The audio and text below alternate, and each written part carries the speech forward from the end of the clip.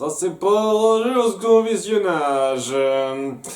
Bon, cet épisode, c'est le premier que j'ai vraiment pas aimé, en grande partie parce que ce coup-ci, l'humour et le rythme n'arrivaient pas à rattraper les problèmes que j'avais, quoi. Mais bon, hein, pour vous parler rapidement de mon avis, sans prendre en compte le scénario une fois de plus, c'était pas drôle.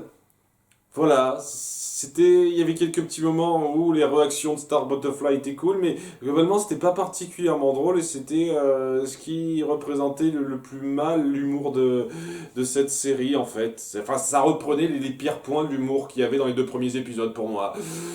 Ce qui fait que, oui, étant donné qu'on a des scénarios qui sont pas sensationnels à côté de ça, bah, non, non. Bref, le premier demi-épisode se centre sur Marco qui se prépare à un match de karaté. Il me semble que c'est comme ça qu'on dit. Ça fait des lustres. Une rencontre de karaté où il s'apprête à lutter contre, comment s'appelle ce type, Jeremy Burrown. Burnown, je ne sais plus comment j'ai écrit ce truc-là. Enfin, Jeremy, il s'appelle Jeremy. Ce type, c'est une espèce de petit malin qui arrive toujours à être au-dessus des autres parce qu'il a un meilleur équipement.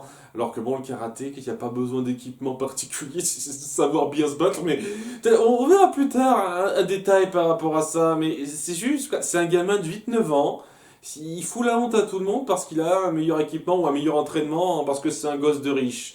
Et c'est pas particulièrement montré dans cet épisode, en fait, c'est montré de façon complètement grossière, la façon dont semble-t-il, il arrive à se défaire de certaines personnes en karaté. Mais bon, on y viendra. Le fait est que voilà, il est chaud pour le combattre lors de leur rencontre qui va pas tarder à arriver parce qu'il y a un tournoi ou je ne sais quoi. Et il est tellement chaud qu'il s'entraîne trop dur et qu'il se casse le bras. Donc voilà, ça va pas le faire, hein. Il a un bras cassé alors qu'il doit se battre juste après.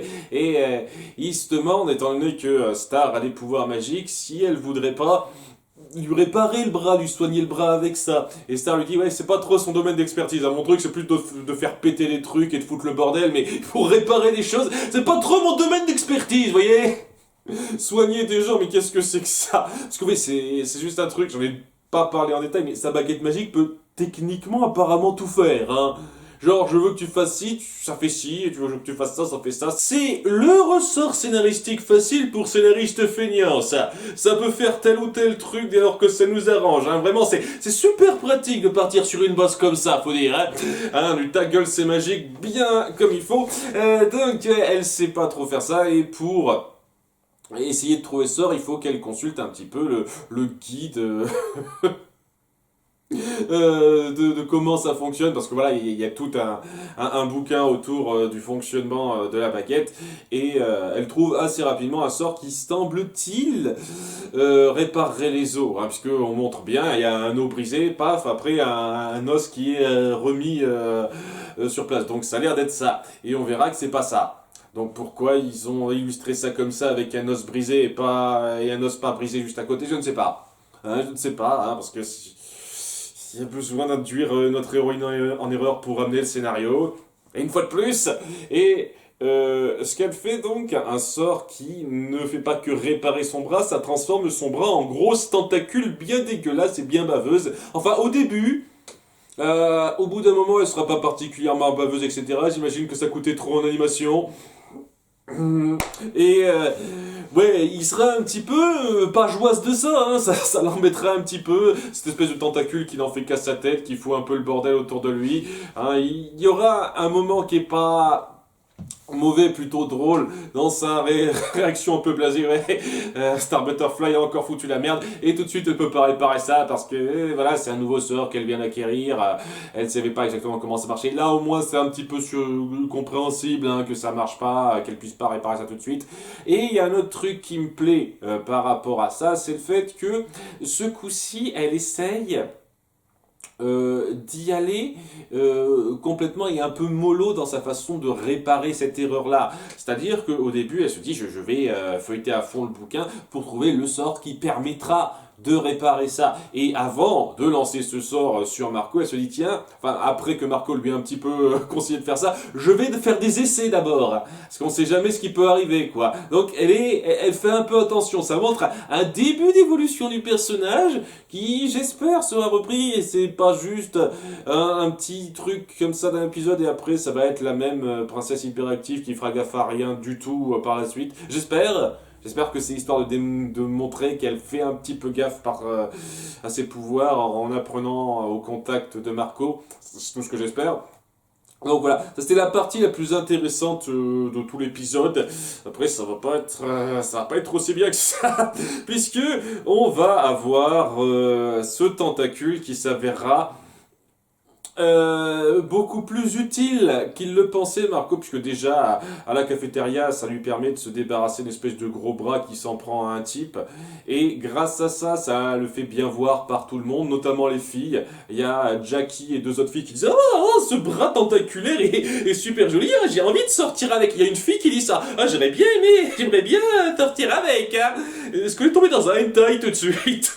Ou des filles tombent amoureuses de putain de bras tentaculaires dégueulasses. Puis j'adore le fait que tout le monde se dise ok c'est normal. Vraiment, ils sont genre tranquilles les gens dans cet univers. Hein.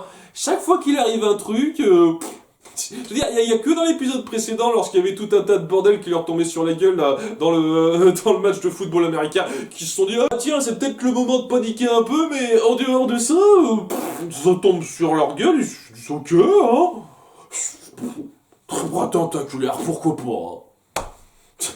Il a fait un truc cool, là, ouais, il est trop choupi, etc. J'ai envie de sortir avec lui. Et, c'est censé être drôle parce que c'est n'importe quoi et totalement déconnecté de la réalité. Non, c'est juste n'importe quoi et déconnecté de la réalité. Je vois pas en quoi c'est drôle. Bon. Ça lui donne un peu confiance en ce nouveau bras qui est super fort, qui lui permettra de faire ravaler sa fierté à Jérémy, ce gamin de 8 ans qui arrive à être plus fort que les autres pour une raison qu'on n'expliquera vraiment pas. Et à cause de ça, lorsque Star finit par trouver la formule après avoir peaufiné deux nuits blanches d'affilée dessus, ça aussi c'est pour montrer quand même qu'elle tient à Marco, qu'elle veut réparer son erreur. C'est un truc que j'apprécie dans cet épisode, c'est le truc que j'ai apprécié vraiment dans cet épisode.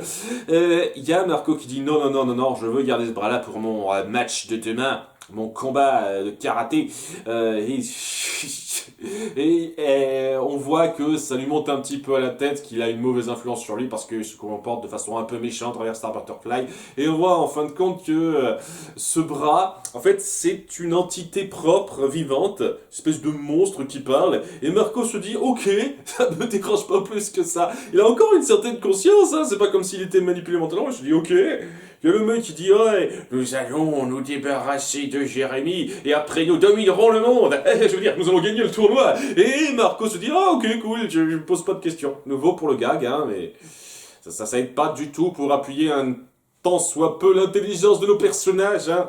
Ça, ils ont de bons caractères, mais le scénario les force tellement à être stupides pour le besoin du gag. Ce qui fait que ouais, j'arrive pas à être énormément pris dedans, alors qu'ils ont le potentiel d'être intéressants, mais il faut qu'ils soient cons. Voilà, il faut qu'ils soient cons.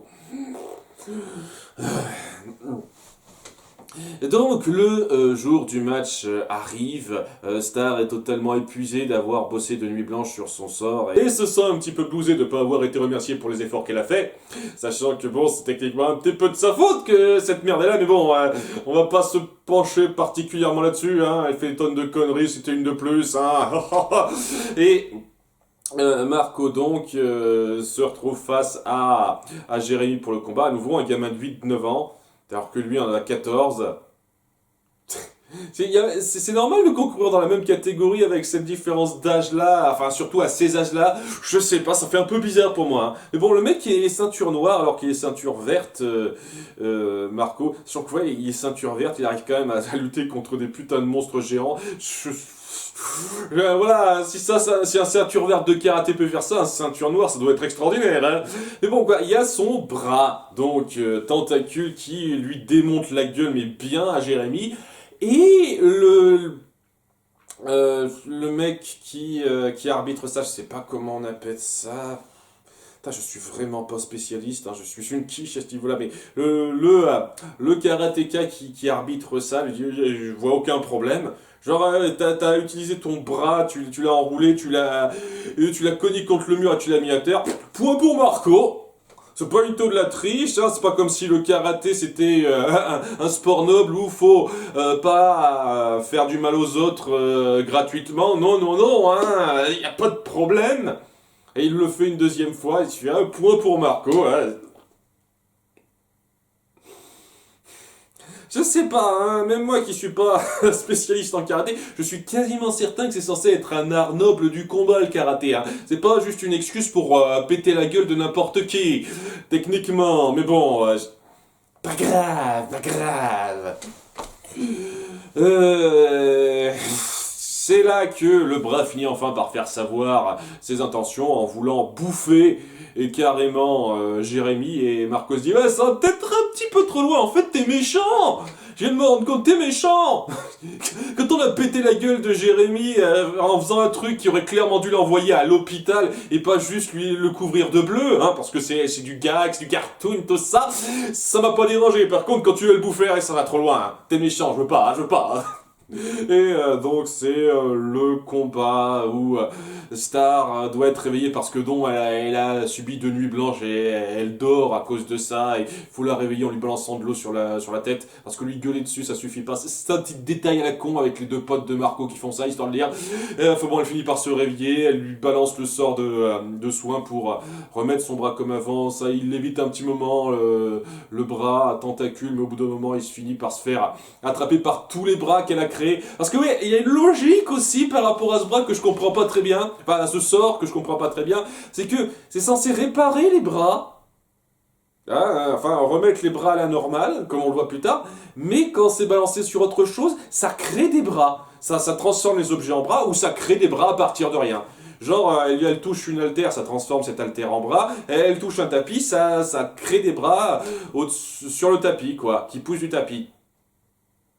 Règle. Ah, c'est du cartoon, on s'en fout. Ça marche différemment selon ce sur quoi on balance ce truc. Ah, on réfléchit pas. Donc, ouais, et tous les bras qui sont créés finissent par retenir le tentacule parce qu'ils ont une conscience qui suit Marco, je sais quoi. Et grâce à ça, Star parvient à balancer son sort sur le bras tentacule qui se résorbe en le vrai bras de Marco en son état avant, c'est-à-dire lorsqu'il était cassé. Alors, c'est pour ça, il y a une logique dans ce sort que je piche pas une putain de seconde. Quoi. Et avant de se résorber totalement, le tentacule dit « Ah, maintenant je fais partie de toi, je reviendrai !» Avant de disparaître, il y a Marco qui a quelques inquiétudes par rapport à ça. Est-ce qu'il a dit c'était vrai ou pas? Et il y a Star qui dit « Probablement pas !» Ne nous posons pas la question, ne faisons pas de recherche, c'est pas comme si ça pouvait nous revenir sur la gueule plus tard. Alors, il y a 2 façons de voir ça. Soit c'est juste du gag cartoon et donc une fois de plus, vous en avez rien à foutre de prendre en considération un tant soit peu le sérieux de ce qui vous arrive. Donc, ouais, ça aide pas une seconde à m'agripper à cet univers et au personnage. Soit c'est pour mettre en place le fait que ça va revenir. Et le fait que vous preniez ça autant à la légère, c'est insultant. Genre, durant tout l'épisode, on a montré Star qui voulait œuvrer à fond pour soigner ce bras parce qu'elle se sentait un petit peu coupable. C'était cool ça, mais là, elle se dit « Oh merde !» On va pas faire de suivi ou quoi que ce soit, c'est pas un problème, hein. Si ça nous revient à la gueule, tant pis. À peu près, hein. C'est à peu près ce que ça renvoie, hein, cette fin-là. En tout cas, ouais, c'est pas tout à fait terminé, puisque il faut qu'on donne une petite conclusion à ce connard de Jérémy qui a rien fait de mal, à part le fait que c'est un gamin pourri gâté qui insulte ses parents. Mais, oui, c'est un petit peu le truc, hein. C'est la seule chose, vraiment la seule chose qu'on met en avant pour montrer que c'est un sale con qui a un peu mérité qu'on lui tabasse la gueule, celui-là, c'est qu'il insulte ses parents. Voilà, qui l'encourage, dit ah ouais, t'as ta gueule maman, je pourrais te battre si je veux, un truc comme ça. Voilà, c'est la seule chose qui est mise en avant. Et on voit en fait qu'il a triché en cachant des points américains derrière ses gants de karaté. Et donc voilà, il est disqualifié à cause de ça. Le maître karatéka lui dit ah tu fiches la honte à ce dojo et il fout de ma gueule. Il y a Marco qui vient de faire de foutre 100 fois plus la honte à ton dojo en trichant de façon complètement grossière avec son bras. Tu laisses passer ça parce que je sais pas, c'est pas écrit dans le livre des règles. Par contre, il y a ce type qui triche avec ses points américains, tu te dis, oh, tu jettes l'opprobre sur notre dojo. C'est quoi ce truc de 2 poids 2 mesures de merde? C'est pour le gag? Non, c'est pas drôle, c'est con. C'est juste con. Putain. Voilà, c'est la fin.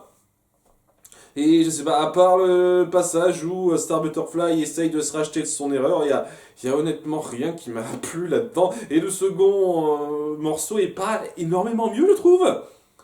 Puisque ça commence sur Star qui fête son 47e jour de présence sur Terre en 3 épisodes, ça fait 47 jours qu'elle est là.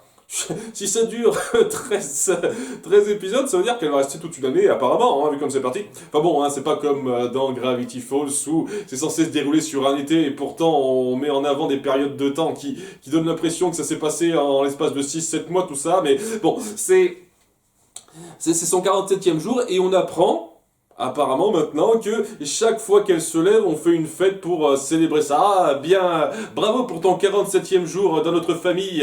Ça fait 47 jours qu'on t'accueille. Et à chaque fois, ils jettent une petite fête pour fêter ça avec un gâteau et tout, parce que ce sont des gens très joviaux à ce niveau-là. Sachant aussi, un petit détail, on voit qu'ils ont gardé les chiots qui tirent des lasers par les yeux. Voilà, ces mêmes chiots qui ont détruit leur mobilier dans l'épisode 1, ils les gardent, c'est cool, c'est mignon dans le coin. Ah, apparemment, ils ont une putain d'assurance habitation, hein, ceux-là, hein, pour accepter ce genre de truc, vu que la maison se répare entre chaque épisode, semble-t-il. Ah, tant mieux pour vous, hein, c'est très sympa pour les assureurs, hein, quand on peut les faire chier, j'imagine. Hein. Je sais pas, ça dérange pas. Ça dérange pas qu'il y ait des chiens qui tirent des lasers dans le coin. Et il y a même pas Star Butterfly qui se dirait tiens, est-ce que je pourrais faire en sorte qu'ils tirent plus des lasers par les yeux? Non. Ou alors, maintenant, elle a rendu ses lasers inoffensifs. Je sais pas. C'est pas dit. C'est genre de détail, voilà. C'est du gag, une fois de plus. On s'en fout royalement que ça ait du sens dans l'histoire globale ou quoi que ce soit. Faut faire du gag et de la référence. Donc voilà, les chiots qui tirent des lasers par les yeux, ils vont être là tout le temps, ok? Et bon, hein, ce petit moment de fête, de célébration de sa présence ici, va être coupé court par l'arrivée de Gustave. Gustave, c'était l'ancien étudiant étranger qu'ils ont accueilli chez eux, qui c'est une coutume chez les Diaz, ils accueillent des tas d'étudiants étrangers depuis longtemps et apparemment ils ont un passé très très enjoué avec celui-là parce qu'ils l'accueillent les bras ouverts et on va avoir des teintes de réaction ultra excessives. Oh, c'est trop content que tu sois là. Oh, il est trop génial ce type. Il vient de Scandinavie, d'après ce qu'il nous dit, il nous prépare des boulettes de viande, c'est trop génial, fais-moi bouffer. C'est trop génial que tu sois là. C'est ça l'humour de ce demi-épisode. Tout le monde qui surréagit de façon ridicule pour bien appuyer les conflits d'intérêts de merde qu'il y a. Parce que voilà quoi, on en faisait des caisses pour fêter le 47e jour de présence de Star ici. Maintenant que Gustave est de retour, ça va être à fond l'attention sur lui. On en a plus rien à foutre de Star Butterfly pour bien qu'elle se sente jalouse et qu'elle fasse des gueules. Ah mon dieu, il me pique la vedette, etc. Ça me plaît pas. Tandis que tous les autres feront des gueules de débiles enjoués à la. Ah, il est trop content que tu sois là, Gustave. Je déteste cet humour de merde. C'est feignant. C'est à peine le cran au-dessus d'agiter ses clés devant quelqu'un. Merde. Ah. Excusez-moi de m'emporter comme ça, mais si ça va être ça l'humour principal, je vais pas adhérer grandement au gag de cette série, hein.